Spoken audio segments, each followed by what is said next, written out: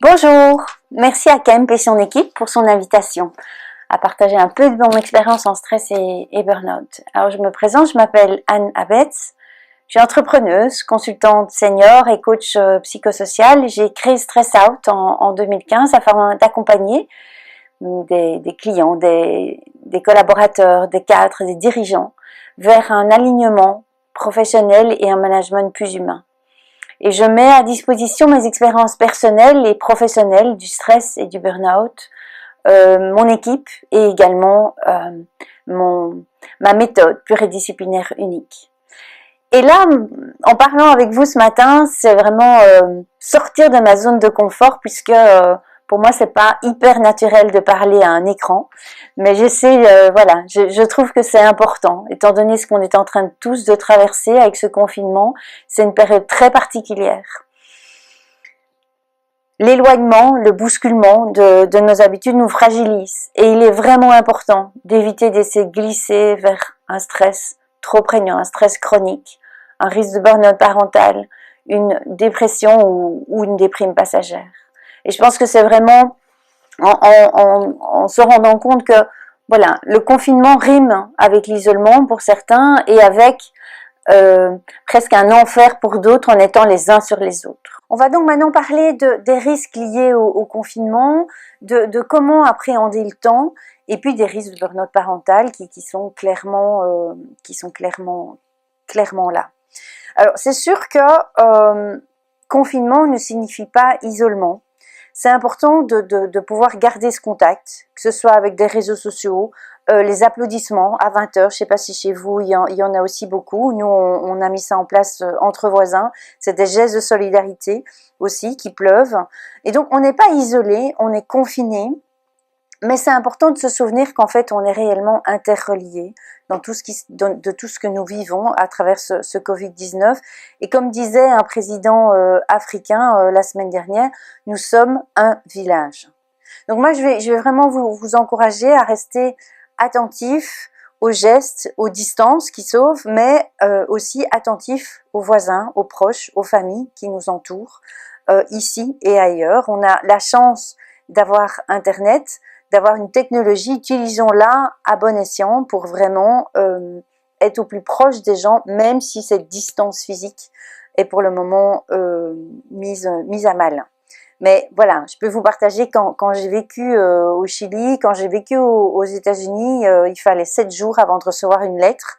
Quand on s'appelait, c'était en PCV, ça coûtait une fortune et c'était autre chose que ce qu'on vit pour le moment. Donc utilisons les technologies intelligemment, sans tomber dans la course aux médias, puisqu'il y a aussi quelques petites blagues là-dessus sur le fait que les gens n'arrêtent pas d'être stressés avec les 50 propositions qui leur sont envoyées.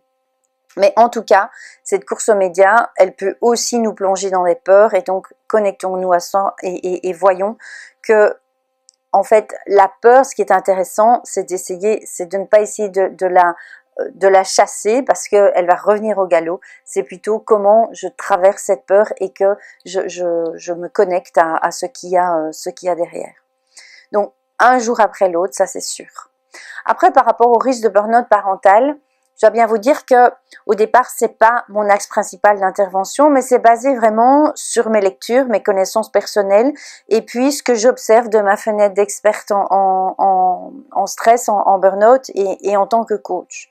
Il faudra vraiment gérer le pendant et l'après, puisque c'est vrai qu'on est dans une crise sanitaire, on est dans une crise économique qui est là, et on sera sans doute également dans une crise sociale. Donc c'est une période qui est très particulière avec cet enfermement, ce confinement, cette privation de liberté, mais pas que.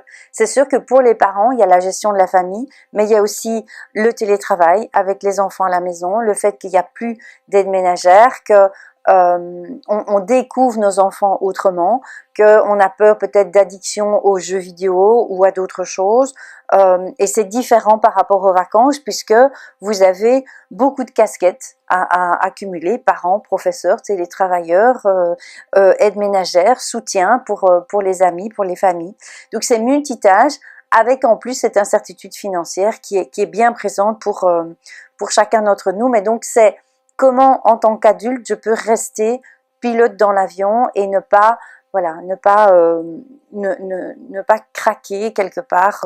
En fait, finalement, le burn-out parental, ce serait quoi?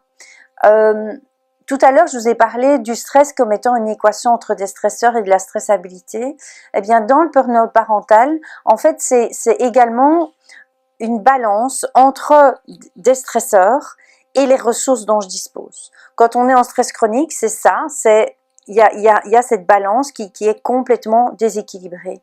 Et dans le burn-out parental, la difficulté, c'est que on ne peut pas extraire le parent de son contexte par rapport à comparer avec un burn-out professionnel. Donc, sur quoi est-ce qu'on va travailler quand il y a un burn-out parental? C'est sur l'aspect ressources et sur l'aspect stresseur. Quels sont les stresseurs qui sont les plus malléables? Quelles sont les ressources qui sont que l'on peut déployer, développer, etc. Et dans les stresseurs, c'est quoi? Il y a essentiellement les stresseurs liés à ma personnalité, il y a les stresseurs liés au couple, il y a les stresseurs liés à la relation à l'enfant, et puis il y a évidemment les stresseurs liés à la situation sociodémographique, par exemple, une situation de famille monoparentale. Et puis par ailleurs, dans mes ressources, il y a mes propres ressources également, celles liées au couple, celles liées à la relation à l'enfant, et puis les situationnelles et sociodémographiques. Donc c'est un peu les mêmes types de famille, simplement d'un côté c'est vraiment clarifier quels sont les stresseurs qui sont les plus prégnants pour moi et quelles sont les ressources dont je peux disposer et que je peux soit déployer et comment réduire et diminuer cet effet stresseur.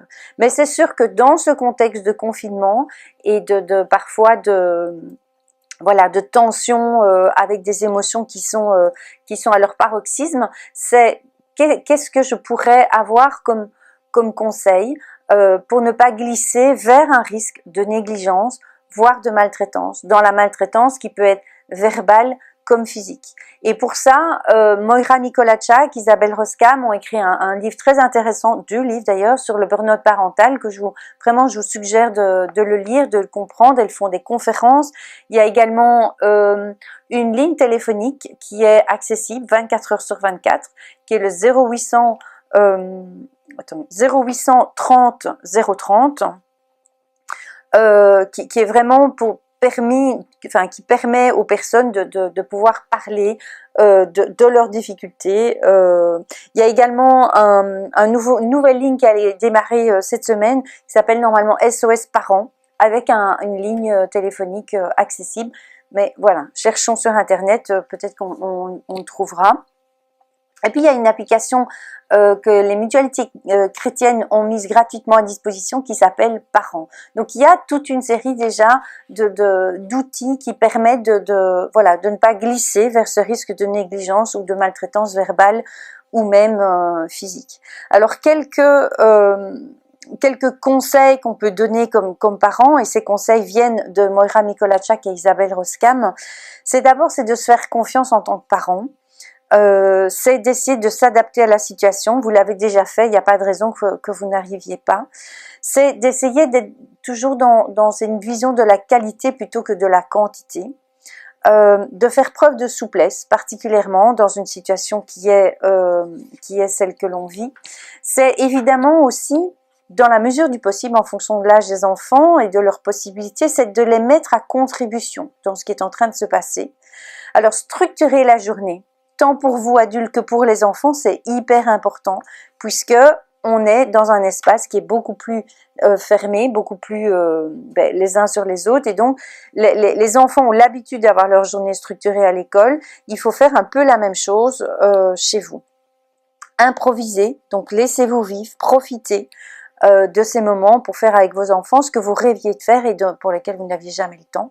Choisissez vos combats, donc il y a toute une série d'aspects sur lesquels vous pourrez pas vous battre sur tous les fronts, comme on dit. Renoncez à être la superwoman et le superman.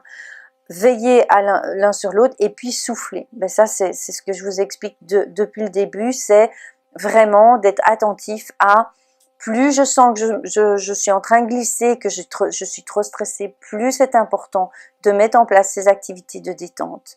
Et si vous êtes à deux, eh bien, mettez-vous d'accord lequel va se détendre, lequel fait quelle activité. Et la méditation, par exemple, avec les enfants, c'est quelque chose qui est absolument génial. On en parlera après.